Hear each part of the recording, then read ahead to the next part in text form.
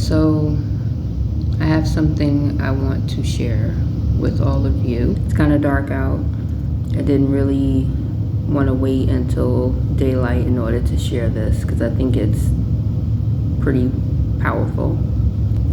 I'm going to start this video off by saying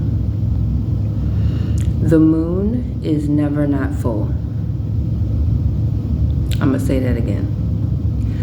The moon is never not full. And I'm going to explain what I mean by that in a minute. I know that's a double negative in English, but I need y'all to look past that for a minute so we can get through this. I'm watching this movie called Coco Before Chanel. My mother actually named me after Coco Chanel. She admired her story, and I actually do too, about how she came from nothing and basically built a legacy that many of us will never forget. They'll be talking about her for years to come. She basically, at the age of 10, was left at an orphanage by her father.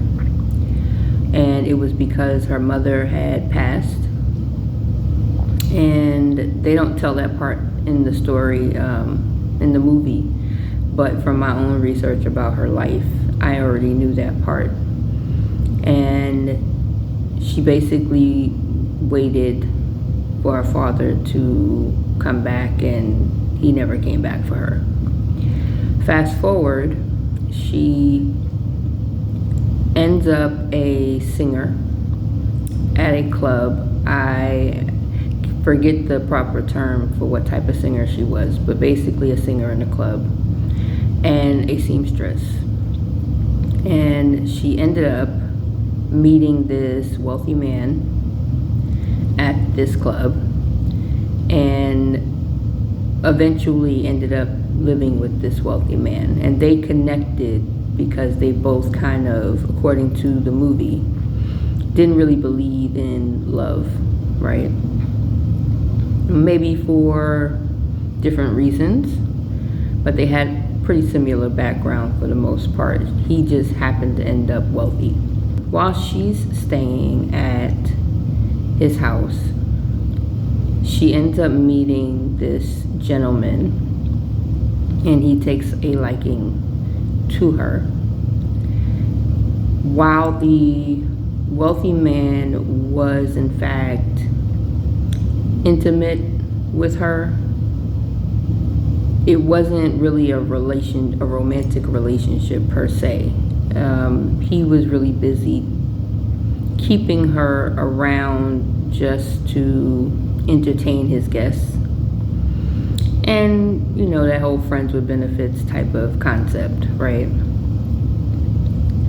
But the gentleman that she met afterwards wanted to get some alone time with her. He eventually invited her to go out with him. This is really where things kind of tripped me up a bit. But he invites her out, and she ends up asking him this very pivotal question, because based off of her history and her relationship with the wealthy man never really wanted her to be seen when she first got there. It was through her own kind of persistence that she ended up being seen. She wasn't afraid to be herself and speak her mind. I don't think she really knew any different, right? She grew up in a pretty rough situation, considering that she was in an orphanage with a bunch of other girls. So she turns around and she asks this guy, after he asks her out, "You don't mind being seen with me?" And that's when things kind of fell apart for me in this movie. Now, mind you, I've seen this movie before, but I think there are maybe 2 or 3 different versions of her life story out there. And this particular part really got to me. And it's because she asked that question because she was so accustomed to not being wanted not being seen. I don't think that fathers, or parents just in general, but fathers particularly in this case, right, know the injustice that they do to their daughters by choosing to not come back for them. Because even in the beginning of the movie, the person who's playing her says, I waited for him to come back every Sunday and he never came back. This doesn't just apply to women, even though I'm sure that we can probably feel this on a different level, but it applies to both women and men who have experienced this. When you have had trauma in your life, in your parental relationships, especially when it comes to things like abandonment, you have a tendency to meet that same person and that same energy in every partner that you have after that, until you realize your own worth, until you recognize your own value and begin to act on that value. And the reason why that question in that particular movie was so impactful in this moment for me was because it reminded me of that. It reminded me of how you can just keep meeting the same type of people,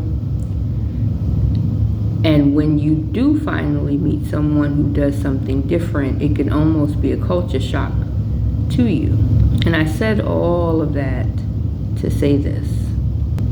We go through experiences in life, right?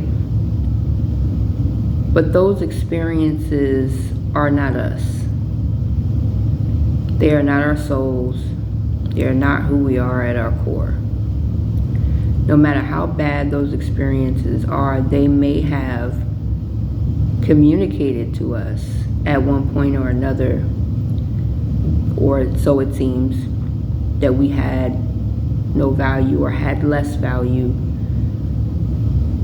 But the truth of the matter is, our value never changed because of that situation or that circumstance or that person who perhaps, whether that was us or someone else, who could not see our true value. And that is what I mean when I say the moon is never not full.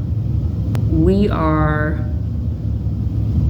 going through a life experience as souls, and this is why it's so important for you to be conscious of your spiritual journey, to know that you are a spirit and a soul before you are flesh, right?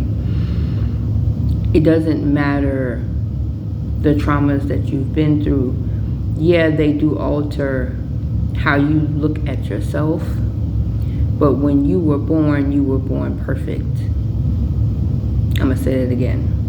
When you were born perfect. Your soul was born perfect. Whether in your high vibrational energy or low vibrational energy, you and the universe are one. And the universe is perfect, as is, right? It's whole, as is. As above, so below. As within, so without, right? So, no matter what you go through while you're walking this earth, that never ceases to be the case. It's almost similar to the moon. And people who tend to believe in astrology, right? They kind of make us think in a way that the moon changes throughout the month. But the truth of the matter is, the moon actually doesn't change. It's our perception of the moon that changes because of the shadows that are reflected on the moon. The moon is never not full. So no matter what you have been through, realize the truth, and not the truth necessarily according to your perception, Not the truth according to other people, but the truth according to the universe. And the universe says, you and I are one. So I just wanted to come on and share that. I thought it was so impactful and important, and it was a quick channeled message that I got from that part of the movie. It just reminded me of my own worth, my own value, right? These are things that I've already learned, but healing is not linear, meaning there is no destination. These things will continue to come up throughout your life. It's almost like peeling an onion. It'll continue to come back around so that you can heal parts of you that you didn't even know needed healing. Know your value. Know you're important. Know that you are whole and perfect as is. And you just have to become conscious of it. We are sent here to learn lessons and experience life, yes. But you were already born with everything that you need. So if you didn't know, now you know. And I'll talk to y'all later.